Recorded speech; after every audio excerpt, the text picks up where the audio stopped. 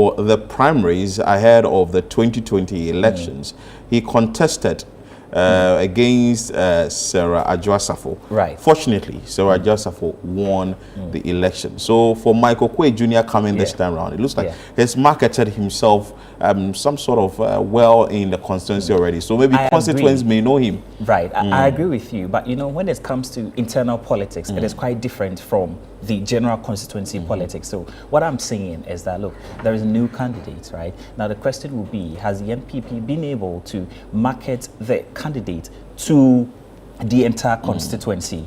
Now the question will also be, has the NDC's candidate in the 2020 election learnt enough lessons going into this particular contest? That is one thing to look out for. Now you enter the constituency and have, you know, interactions with them, and some of the things that they mention will probably influence their vote as almost the same as that of Ascent Central. Okay. To say that when you enter the market, same, you know, song, you know, the people of Ascent Central sang, that you need to have a president or a candidate or an MP who will sort of ensure that prices of goods and services are less for them, to be able to transact their business. Dom Kwabenya also has bad roads. A lot of bad roads. I'm sure the drivers also mentioned that. The drivers mentioned that, and it looks like the roads, when you compare the constituencies, some of them issue of roads, you know, are paramount. Now, when you go to some other constituencies, also they mention health, they mention unemployment. But when you entered the Dom Kwabenya constituency, you went to the Dom market. The market, to men, I understand very well. We're talking about the free senior high school policy, which has really helped them and their children, and that they are still going to go in for the new patriotic party. Right. So I think the free senior high school policy has been one of the policies that, aside the general benefit it might have offered to Ghanaians, it has also offered some sort of political fortunes for the new patriotic party, because when we visited the ground, some of the people we spoke to, I mean, they mentioned that, look, well, maybe things might be tough, but because my nephew or my daughter or my son or in my family, that is the person, I'm quoting the person, in my family, 5 people have been able to benefit from the free senior high school policy. So I'm considering voting for them just based on that particular policy. And so, yes, in the market, most people who spoke in favor of the new patriotic party used that, you know, to say that I'm going to vote for the new patriotic party because of the free senior high school policy. Now, those who also say they are going to consider voting for the NDC, especially in the market, say that they were not really seeing their member of parliament. You know, one thing about the constituency politics is that once constituents vote for you, right, aside the fact that you need to be doing what you need to do to develop the constituencies, presence is also very important. Very important. And so most of these market women, they say that they were not asking for too much from their member of parliament. All what they needed was the fact that when there is a situation, the MP needs to be there to address them. Even if the problem is not going to be resolved in that, you know, time frame, the shortest possible time, at least the presence alone of their member of parliament should be there. And they say they were not seeing that. And so that's, of course, you know, we saw what happened in the NPP primaries. And again, those who also said they will vote for the NDC in that particular market say that there are some markets, you know, politics in there. And market politics, I mean to say that, you know, when you get to the market, everyone has the shed or the places they trade in.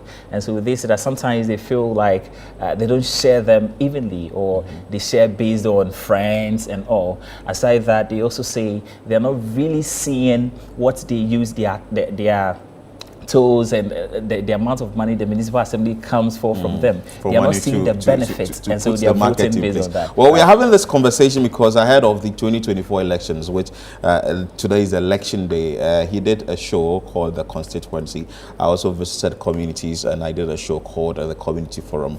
That is why we are having conversation on the places we visited and what really the constituency are saying would influence their decision to vote today. But let's go to Chanapaga constituency in the northern part of this country, and our colleague Christopher Kevin Asima is stationed there. We understand that there are some issues in that part of the country. Christopher, if you are joining us live, what polling station are you at, and what is happening in the constituency where you are? Well, Philip, this is the Bolga Central constituency. Earlier on, I was in the Chanapaga constituency. I'm currently at Bolga Central, and here I'm exactly at Soin. And this is one of the places that actually put the votes in Bolga Central. Earlier on in Chanapaga, there were issues between the NDC and the NDC supporters who were caught up in a fist fight. What transpired is earlier on, the NDC parliamentary candidate had arrived and wanted to vote, so he was asked to skip the queue and go cast his vote, which he declined and had to go to the queue. Later on, when he left, the NDP parliamentary candidate also arrived, and he too was given the opportunity to skip the queue and go vote. But at the time he arrived, the voters, as they seen there, refused to go by that, and they insisted that even though he's a parliamentary candidate, he has to go through the process and go through the queue to vote. And this brought about some few confusion that led to the fist fight. And currently things are calm back in Chanapaga. Earlier on, we reported that here in Bolga Central, exactly Anina Zanga Primary School, there were issues that led to the arrest of a gentleman by name Rapai, who was caught with some ballot papers in his custody. Currently, the police are handling the matter.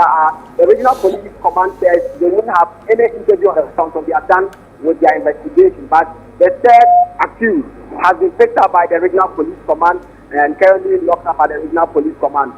He had some papers on him, and when he came to join the queue to vote, he was spotted and then searched. And when they checked, they realized that he had some materials on him that were designs of the ballot papers. We traced up and realized that he had some of this in his car. But the information we are getting from the New Patriotic Party is that these documents are dummies, or what they say, rough prints that they use in their education when they were teaching people how to vote. That is the claim of the New Patriotic Party on the third document. But the police are investigating to tell us the truth of the matter. And for now, we wait to get the police confirmation on it. But currently, we are here at Soin, and we are observing the process. And so far, relatively in the Upper East, apart from what happened in Anina Zanga and also what happened in Chanapaga, the process has been very smooth and peaceful. Even in Boko, where we can report that the military are at the various points. Philip, we were told by the East that this election will be covered by the men in uniform from the police, fire service, immigration, and customs, and the military will only be called as and when they need.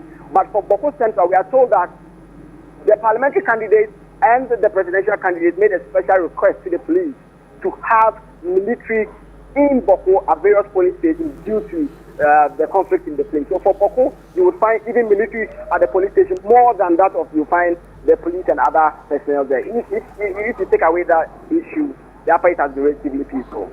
Okay, Chris, stay on the line. Let's also speak to my colleague, Ni Aikwe Okain, who is reporting live from the Odododio constituency.